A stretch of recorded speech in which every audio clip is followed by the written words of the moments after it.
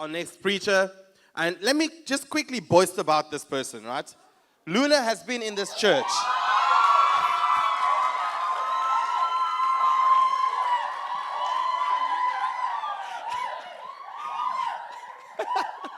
Let's go.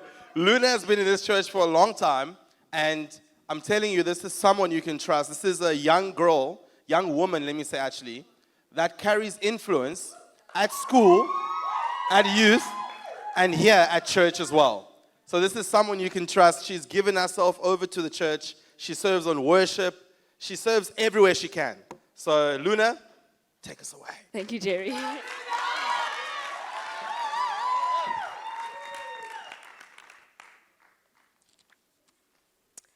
Hello, everybody. My name is Luna.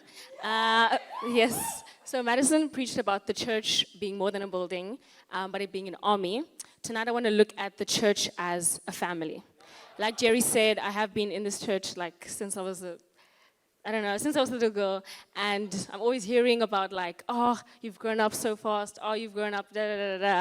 And I'm like, I don't remember that. Please don't tell me those stories. Thank you. It's fine. But what a privilege it is to actually have people that are looking over me, even when I was little. And God just reminded me that, this is a family, this is my family. So at home, we have a little poster that says family rules, and it says things like always be grateful, live, laugh, love. It says try something new, And I believe that in this church as well, we have something similar. Those words up on that wall over there. Reach far, raise up, and release wide. Today I want to look at raise up. Ephesians 2, verse 19. So now you Gentiles are no longer strangers and foreigners. You are citizens along with God's holy people. You are members of God's family.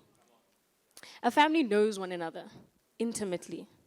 They're not strangers who just see each other once a week for an hour, for a couple of praise songs, but it's just you do life together as a family.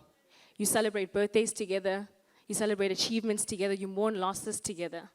And I believe that that's what God has called us to do as his church, as a family.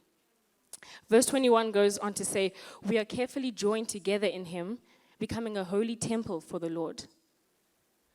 God purposely put every single one of everyone here tonight in this seat. He carefully joined us together here tonight so that we would raise each other up in the faith by helping one another. In 1 Peter 4, verse 10, it says that.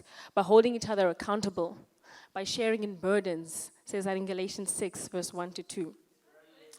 Sometimes I find it very difficult to ask for help. I'm like, if I got something on my plate, I have to handle it, I got this.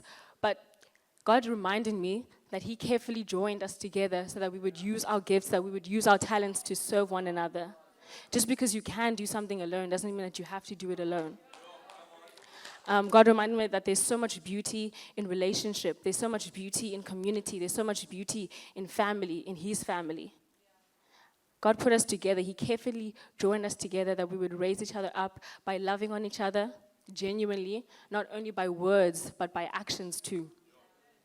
Because if we can't show love and be a unit in the house of the Lord, how are we supposed to do it in the world? As my mother often says, it starts at home. This is Jesus' prayer in John 17, verse 20 to 21. Jesus is speaking and he's saying, I am praying not only for these disciples, but also for all who will ever believe in me through their message. I pray that they will all be one, just as you and I are one, as you are in me, Father, and I am in you. And may they be in us so that the world will believe that you sent me. Jesus prays that his church, that his family would be one. Because he knew and he understood and he wanted us to know and he wanted us to understand that the church is more than a place, it's the people.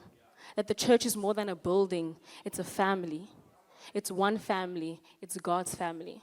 So I just want to encourage everyone here today, even if you forgot that person's name from the house at Mingle, go back to them again, say hello. I forgot your name, but we're family and that's okay. There's so much beauty in relationship and in just being in community and in God's house. Yeah, thank you.